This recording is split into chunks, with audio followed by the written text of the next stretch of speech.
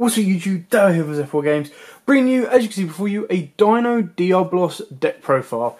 Now yes, so the Diabolos stuff is in red sleeves, the Dino stuff is in black sleeves. Now the Dino stuff is because I'm still using the actual Dino Shadol build at this moment in time. The Diabolos stuff is in red because that will be doing multiple different deck profiles with this engine itself.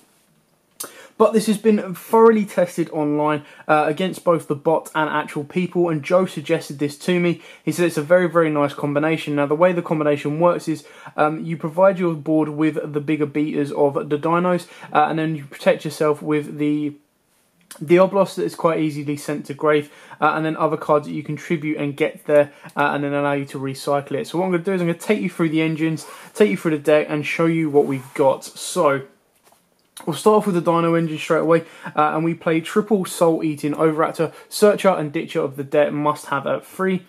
Triple Armageddonite, again, because it sends a Dark Monster, you can actually send your Diabolos. So if you have the ability to tribute off one of these, you can then revive your Diabolos that you've already sent off of Armageddonite. Double Giant Rex, because it's one of the best common ones to be banished off of your double evolution pill, to bring Giant Rex back to the board, and then off he goes. Double Overtext, of course, we know how this one works. This is searches you out your pill, and can also be brought onto the board. And on top of that, it is a dark, it is 2721, so it does become a virus target, and then you can get more effects off that way. Ultimate Conductor, because it is the Mac Daddy of dinos. The one Miscellaneous and the one Dracaleo. Now if you wanted to, you could take out these two cards here, or just the Dracaleo, and go into a Monster Reborn, which I don't main in the deck, but it can easily be done. Now the reason I don't main that is because I've got the Dracaleo in there for synchro plays for a bit more diversity, but you can take that out quite easily, as well as you could also bump up your hand trap engine, because I'm playing triple Ash Blossom, and you can bump up your Ghost Ogre just to make sure you've got easier fodder in your graveyard for your double evolution pill. But that's where, of course, the Lair of Darkness or Diabolos engine comes in. So we play triple Lilith.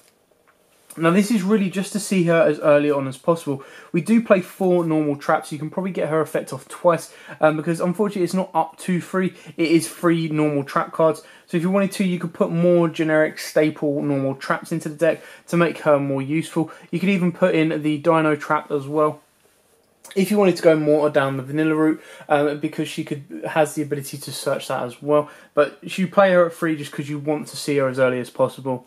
Double Haramia, this basically gets you your Lair of Darkness field spell, which can be very, very important to turn your opponent's monsters into darks, and then use and abuse them to your will. Your Darkest Diabolos, 2 is more than enough because you can recycle it from grave and hand, so you don't need it to clog. But just imagine a board when you've got Diabolos on board, an Overtext and a Ultimate Conductor, all like early turn, if not turn 1. So that's it for the monsters. Moving on to the spells. As you said, the Dark engine or the Diabolos engine is very, very small, purely because it doesn't need to be that big. It can still be just as devastating with the viruses as anything else around.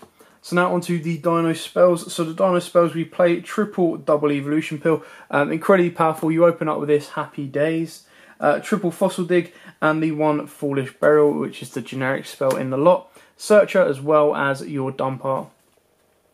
You've got triple Lair of Darkness. Now this can easily be 2 Lair of Darkness and a Terraforming, or again, if you wanted to go more with the vanilla build, you could play stuff like Set Rotation. You could also play Lost World as well, and that can kind of then help you give tokens to your opponent and play pure dinos that way.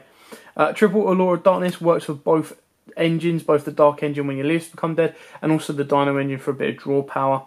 And then the traps, all other viruses. You play double Grinning Grave Virus and 1 Eradicator and Deck Devi. Now what you've got to remember as well is Lair of Darkness turns all monsters on the field into dark, including your Ultimate Conductor Tyranno. So Tyranno then becomes a very, very good tribute fodder for these 4 cards here. Now, there's still a couple of bits that need working on with the ratios in this deck. It is a nice balance of about 60% dinos and 40% darks.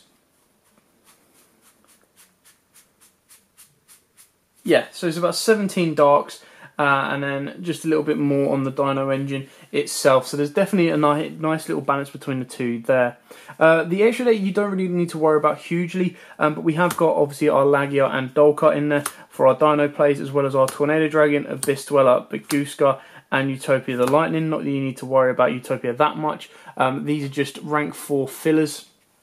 Then for the links, we've got your Borrowload, your Decode, your 2 Underclocks, because imagine this way, you've got an Ultimate Conductor Tyranno, he's going in for 35, or you've got Diabolos. If you make sure Underclock is pointed to him, you can then reduce your opponent's monsters to 0, and then crash in for game, or of course you can then use and abuse Utopia the Lightning as well in that sense, and do 5k direct to your opponent.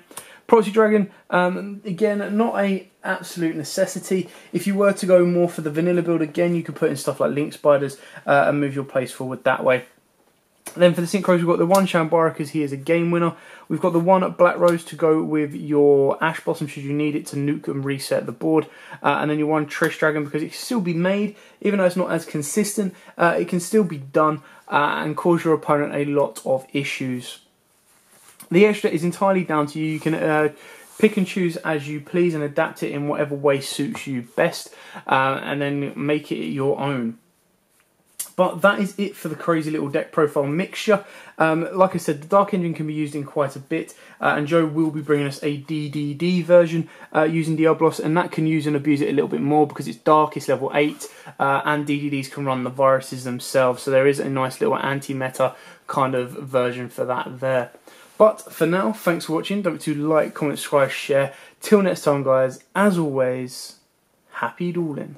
Also, YouTube, thanks for watching that video. I hope you liked it. If you did, hit that like button. And of course, don't forget to hit that big red subscribe button in the bottom left-hand corner and the notification bell so you don't miss out on anything. We've got more deck profiles, duels, pack openings, and many more Yu-Gi-Oh videos coming up for you all year round. So don't forget to stay tuned for all of that. Thanks, and as always, guys, happy dueling.